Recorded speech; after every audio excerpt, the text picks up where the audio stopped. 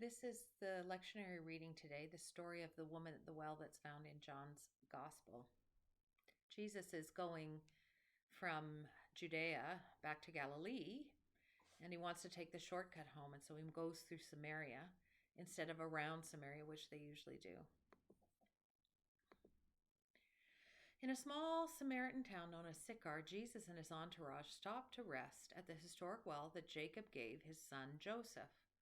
It was about noon when Jesus found a spot to sit close to the well, while the disciples ventured off to find provisions. From his vantage, he watched as a Samaritan woman approached to draw some water. Unexpectedly, he spoke to her. "Would you draw water and give me a drink?" The woman said, "I cannot believe that you, a Jew, would associate with me, a Samaritan woman, much less ask me to give you a drink. Jewish people, you see, have no dealings with Samaritans." Jesus said, "You don't know the gift of God or who is asking you for a drink of this water from Jacob's well, because if you did, you would have asked him for something greater, and he would have given you the living water." The woman said, "Sir, you sit by this deep well, a thirsty man, without a bucket in sight. Where does this living water come from? Are you claiming superiority to our father, Jacob, who labored long and hard to dig and maintain this well so that he could share some clean water with his sons and his grandchildren and cattle?"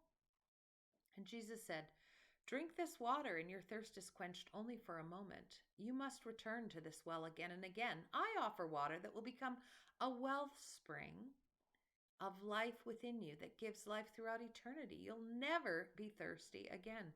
And the woman said, "Please, sir, give me some of this water so I'll never be thirsty and never again have to make the trip to this well." Jesus said, "Then bring your husband to me." The woman says, "I do not have a husband."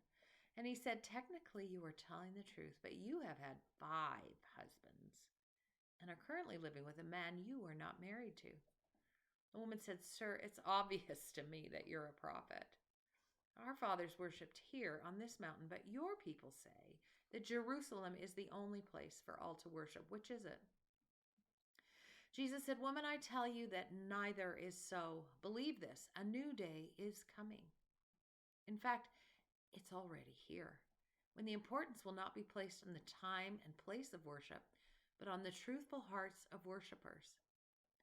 You worship what you don't know, while we worship what we do know. The Father is spirit, and he's seeking followers whose worship is sourced in truth and deeply spiritual as well. So regardless of whether you are in Jerusalem or on this mountain, if you do not seek after God, then you do not worship." The woman said, "Well, these mysteries will be made clear by he who is promised, the Anointed One." And Jesus said, "The Anointed is speaking to you. I am the one you have been looking for." The disciples returned to him and gathered around him in amazement that he would openly break their customs by speaking to this woman. But none of them would ask him what he was looking for or why he was speaking with her. And the woman went back to the town, leaving her water pot behind. She stopped men and women on the streets and told them about what had happened. "I met a stranger who knew everything about me. Come and see for yourselves. Can he be the Anointed One?" And a crowd came out of the city and approached Jesus. During all this, the disciples were urging Jesus to eat the food they'd gathered. And Jesus said, "I have food to eat that you know nothing about." Meanwhile, because one woman shared with her neighbors how Jesus exposed her past and present, the village of Sychar was transformed. And many Samaritans heard and believed. The Samaritans approached Jesus and repeatedly invited him to stay with them. So he lingered there for 2 days on their account. With the words that came from his mouth, there were many more believing Samaritans, and they began their faith journey because of the testimony of the woman beside the well. But when they heard for themselves, they were that the one they were hearing was and is God's anointed, the liberating king, sent to rescue the entire world.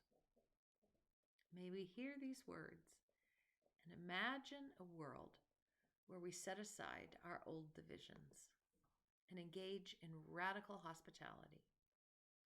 Amen.